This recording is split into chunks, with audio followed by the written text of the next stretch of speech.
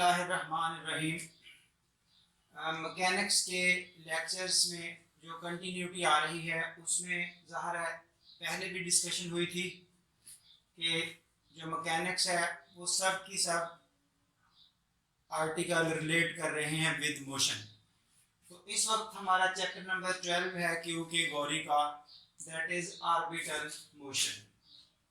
Q के गौरी उस book में से ऑर्बिटल मोशन। तो ऑर्बिटल मोशन का आर्टिकल डिस्कस करने से पहले कुछ बेसिक्स टर्मिनोलॉजी है जिसमें ये सेंट्रल फोर्स क्या है और ऑर्बिटल फोर्स क्या है, ये कुछ बेसिक्स जरा समझने पहले। Central force, if a particle is moving under the action of a force which is always directed towards or away from fixed point। ये देखिए दो चीजें बताई हैं, एक अवे और एक टूवर्ड्स, यानी कि वो दोनों फोर्सेस जो directed towards the central point या अवे फ्रॉम सेंट्रल पॉइंट, उन दोनों तरह की जो फोर्सेस हैं उनका नाम सेंट्रल फोर्स होता है। जो फोर्स टूवर्ड्स द सेंटर होती है उसको अट्रैक्टिव फोर्स कहेंगे और जो अवे फ्रॉम द सेंटर होती है उसको रिपल्सिव फोर्स कहेंगे। अट्रैक्टिव और रिपल्सिव ये नाम से ही ज़ाहिर है। अब अगर एग्जांपल को कोट की जाए यहाँ पर कि ये अट्रैक्टिव फोर्स कौन सी हो सकती है, रिपल्सिव फोर्स कौन सी हो सकती है, ये एक फोर्स हमने छोटी क्लासेस में पढ़ी हुई है, that is centripetal force। Centripetal force ये वो फोर्स होती है जो एक ऑर्बिट में चलते हुए पार्टिकल को उस सेंटर की तरफ अट्रैक्ट करके रखती है। ऐसी अट्रैक्टिव फोर्स को सेंट्रीपिटल फोर्स कहते हैं। तो ये भी एक सेंट्रल फोर्स की एग्जांपल है। इसी तरतीब से एक फोर्स होती है सेंट्रीफ्यूगल फोर्स। सेंट्रीफ्यूगल फोर्स ये वो फोर्स होती है जो उस पार्टिकल को अवे फ्रॉम द सेंटर खींच के रखती है। यानी कि वो फोर्स कौन सी होगी, जब ये पार्टिकल मूव कर रहा होता है तो एक फोर्स इसको यहाँ इस ऑर्बिट से बाहर निकालने की कोशिश करती है, अवे फ्रॉम दिस। ऐसी फोर्स को सेंट्रीफ्यूगल का नाम दिया जाता है। तो ये फोर्स भी इस सेंट्रल फोर्स को ही रिप्रेजेंट करती है, यानी कि दोनों फोर्सेस का कंबाइंड नाम आप सेंट्रल फोर्स ही कह सकते हैं। These are two examples. इसी तरह से अगर आप मैग्नेट की एग्जांपल दें तो सेम चार्जेस एक दूसरे को रिपेल करते हैं और अपोजिट चार्जेस एक दूसरे को अट्रैक्ट करते हैं।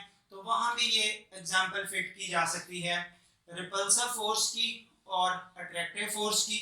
तो दोनों तरह की फोर्सेस वहां भी ये सेंट्रल फोर्स का ही काम करेगी।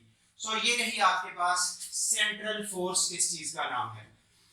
जिस पॉइंट की तरफ वो अट्रैक्शन हो रही होती है या जिस पॉइंट से रिपल्शन हो रही होती है उस पॉइंट को सेंटर ऑफ द फोर्स कहा जाता है। यूजुअली ये ओरिजिन ही लिया जाता है, आमतौर पर इनके ओरिजिन ही ये काम करता है। तो उसके बाद अगला हमारा ऑप्शन आ रही ऑर्बिटल फोर्स क्या है।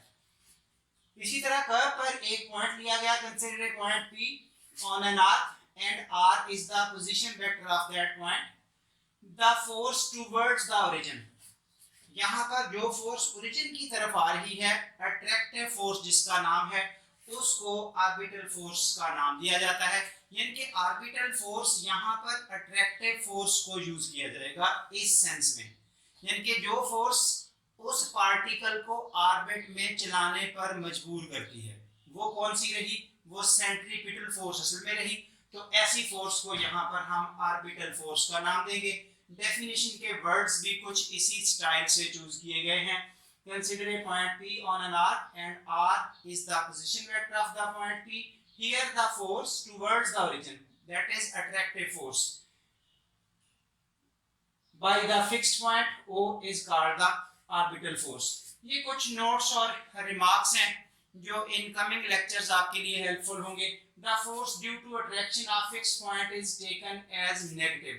ये नेगेटिव और पॉजिटिव दो टर्म्स हैं, वो जरा आपने देखनी है क्यों ऐसे करते हैं। यानी कि जो अट्रैक्टिव फोर्स है वो नेगेटिव, जो रिपल्सिव फोर्स है वो पॉजिटिव। असल में यह है कि फोर्स किसी और तरफ लग रही होती है और जो अट्रैक्शन है वो उसको खींच के किसी और तरफ ला रही है, यानी कि इनकी दोनों की डायरेक्शन एंटी होती हैं। इस वजह से ये साइन नेगेटिव, और जब रिपल्शन की बात करेंगे तो वो पॉजिटिव क्यों, वो as it is anti science की वजह से, यानी कि फोर्स और जिधर को फोर्स जा रही होती है उधर को ही उसका दूसरे वाले का ऑप्शन होता है रिपल्शन का, इसलिए वो साइन पॉजिटिव। हाँ, जिसके बाद remarks, orbit of a particle moving under the central force is necessarily a plane curve. Plane curve means elliptic, parabolic, hyperbolic, ये इस तरह की फोर्सेस होती हैं जो प्लेन कर्व का नाम है। इनके तमाम की तमाम orbital forces generally plane curve के लिए काम करती हैं, और मोस्टली जो ऑर्बिट्स में पार्टिकल मूव कर रहे होते हैं वो एलिप्टिक शेप के होते हैं। इनके एलिप्टिक ऑर्बिट ही आमतौर पे जो यूनिवर्स में चल रहे हैं वो सब के सब एलिप्टिक हैं। तो जो एलिप्स है वो एक प्लेन कर्व का पार्ट है, इसलिए वो प्लेन कर्व का नाम दिया गया उसको। उसके बाद the path described by the particle, जिस पाथ पर वो पार्टिकल मूव कर रहा होता है उस पाथ को यहाँ पर ऑर्बिटल मोशन में ऑर्बिट का नाम दिया जाता है। तो इस तरह से ये ऑर्बिट का नाम हो चुका। और अब हमारा अगला आर्टिकल यहाँ से जो चलेगा, that is equation of this orbit. इस ऑर्बिट की डिफरेंशियल इक्वेशन कैसे बनानी है। इसकी दो डिफरेंट शेप्स हैं, एक है हमारे पास पोलर फॉर्म और एक है पीडल फॉर्म, जो आपके एक्सरसाइज के क्वेश्चंस में यूजेबल होगी। तो इस वक्त इनके कमिंग टॉपिक्स होंगे ये डेरिवेशन ऑफ द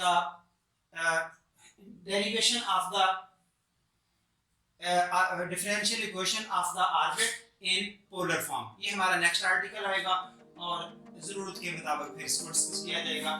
ये हमारा कमिंग आर्टिकल यहाँ